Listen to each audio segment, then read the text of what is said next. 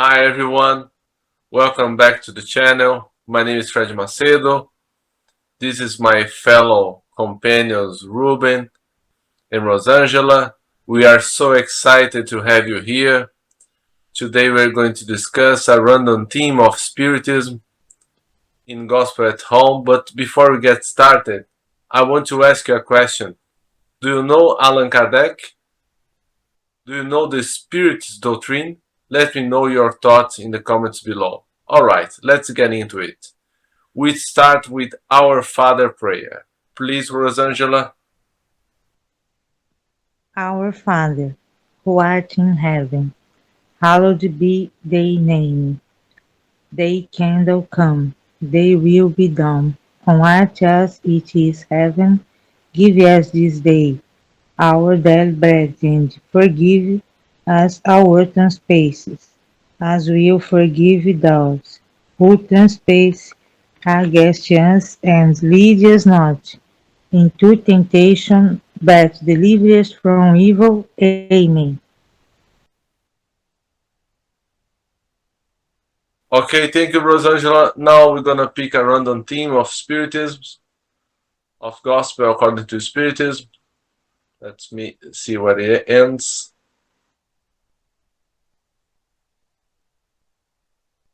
Okay, faith move mountains. The power of the faith. When he came to meet the people, a man approached him, fell to his knees at his feet and said to him, Lord, have mercy on my son, who is insane and suffers much because he often falls into the fire and often into the water. I presented him to your disciples, but they could not heal him. Jesus answered, saying, O disbelieving and perverse generation, how long will I be with you? How long must I endure you? Bring the child to me. And when Jesus threatened the demon, it came out of the child, who was healed in the same instant. Then the disciples came to Jesus in private and said to him, Why could we not expel the demon? Jesus answered, Because of your disbelief. For verily I say to you, if you have faith as a mustard seed, you would say to his mountain, Move from here to there, and it would move. And nothing would be impossible for you. In its proper acceptation, it's certain that faith in our own abilities render us capable of accomplishing physical things that we would not be able to do if we doubted ourselves. However, it is only in the moral sense that these words should be understood. The mountains that faith moves are difficulties, resistance, and ill will. In other words, all the things found among humans, even when it concerns the best of things, everyday prejudice, material interests, selfishness, blindness of fanatism, and prideful passions are other mountains that bar the way to all who are working for humankind's progress.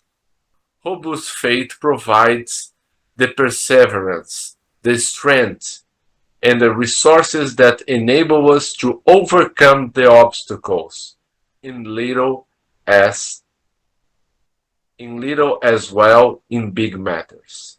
Faith that is faltering provides uncertainty and hesitation, which strengthen those we wish to overcome. This kind of faith does not look for the means to win because it does not believe it can. In another acceptation, fate means that fate one has in the fate one has in accomplished something the certainty of achieving a particular purpose. It provides a kind of lucidity that enables one to see into the intended goal and the means to reach it, in such a way that the one who possesses it proceeds, in a manner of speaking, with absolute certainty. In either case, fate enables the accomplishment of great things. Sincere and true faith is always posed. It provides the patience that knows how to wait, because having its point of support in the mind and in the understanding of things, it carries the certainty of arriving at its objective. Hesitant faith senses its own weakness when it is stimulated by interest. It becomes insensate and thinks it can compensate with force. Calmness in the midst of struggle is always a sign of strength and confidence. Force, on the other hand, is proof of weakness and self-doubt. One must guard against confusing faith with presumptuousness. True faith allies itself with humility.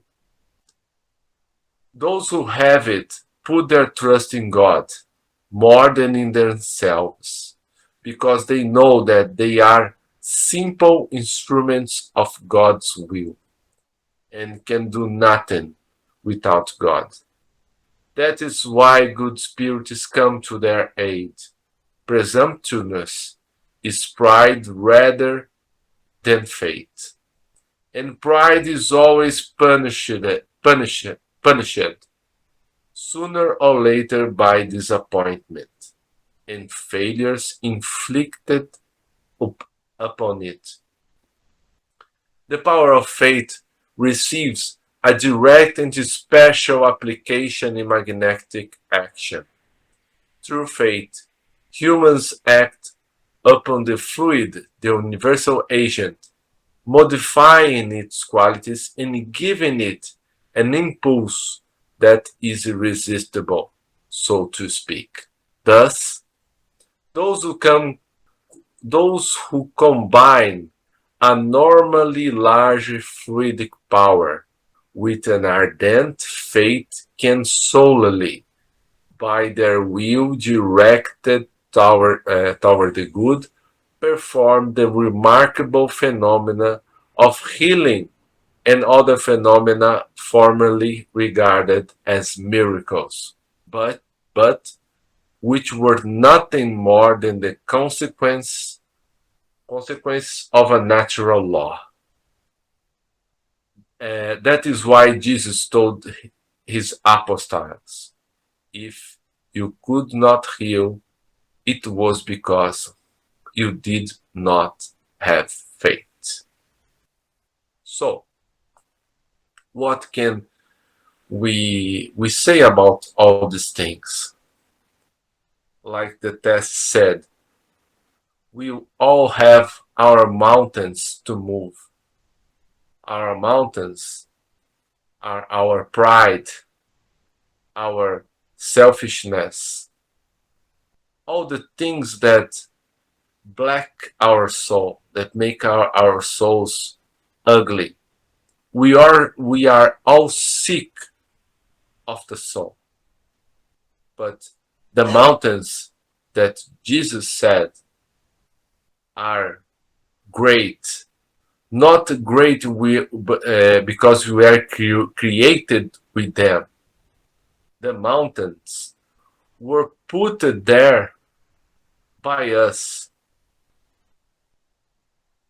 by like we were putting the rocks, the sand, and all our wrongdoings were increasing in in size. And now we we have difficulties to be less selfishness, uh, less pride. So we have to make an effort daily to make good things, to do good things to others, to forget about ourselves a little bit. I once watched uh, a video in YouTube saying about happiness.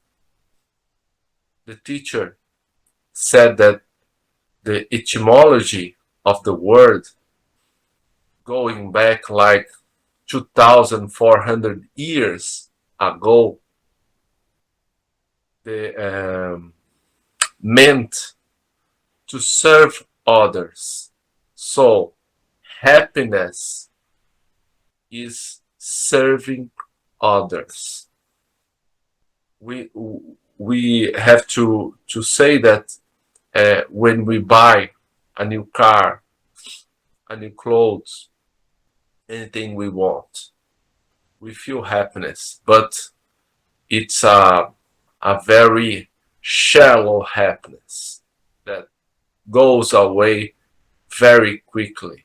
But when we do good to others, there is a happiness that stay with us.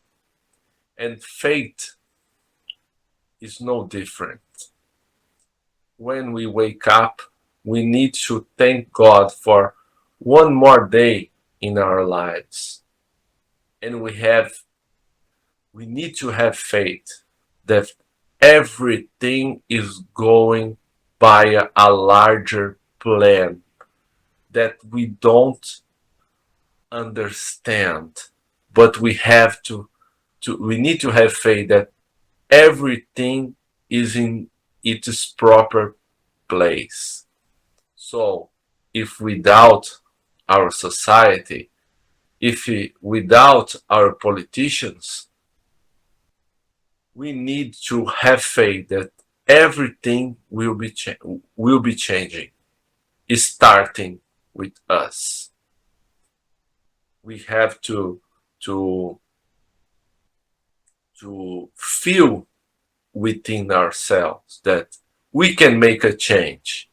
And if we make a strong change in ourselves, people will acknowledge this and think, if he can do, I can do too.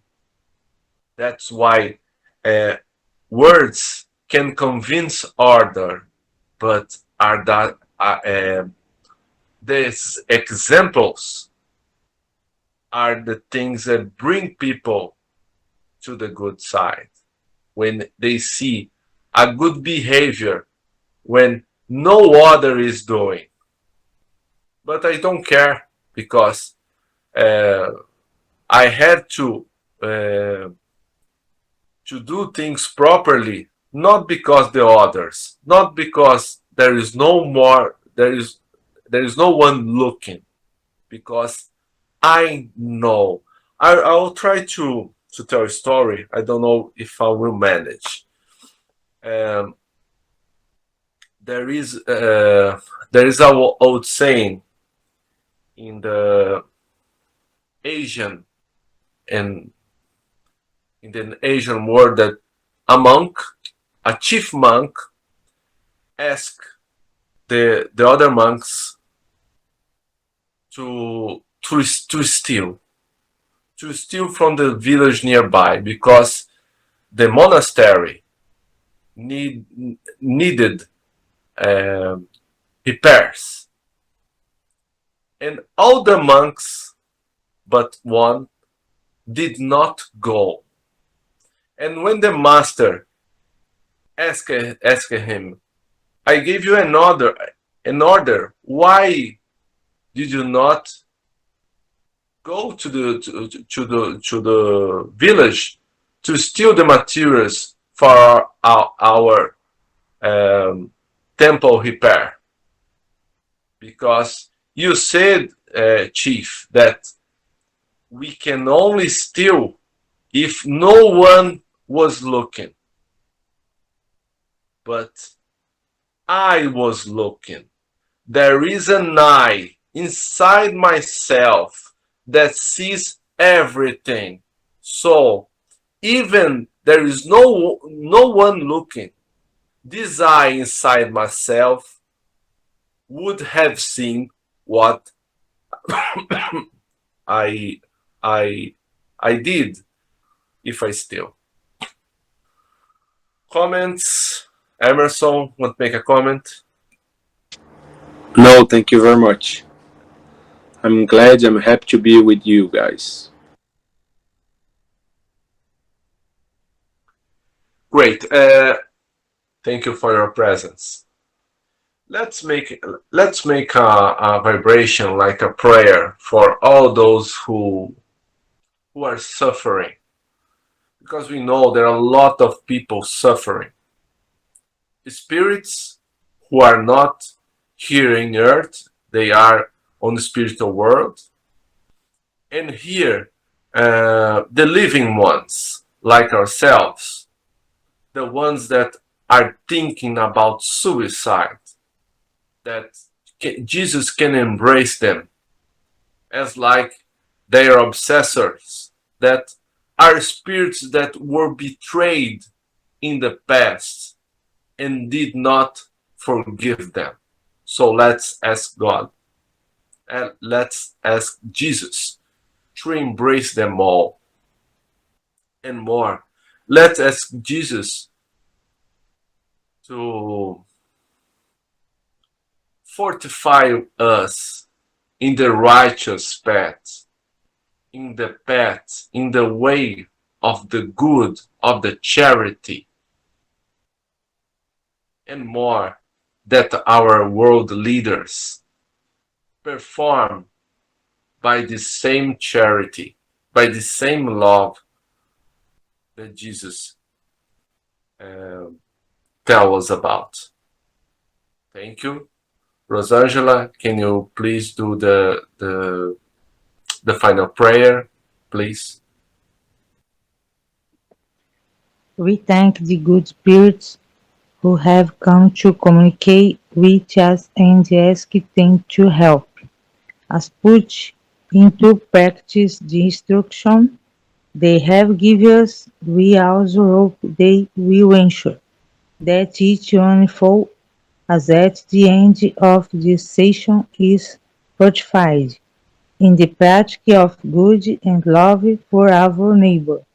We also wish these lessons may be useful for the suffering, ignorant or vicious spirits who were able to attend this meeting and for whom we implore the mercy of God. Thank you, Rosangela. Thank you all. See you next Wednesday. See you, thank you very much. Good night. Good Good night. night, Rubão. Good night, Rosângela. Good night, Fredão. Good night, my Tchau. friends. Good night.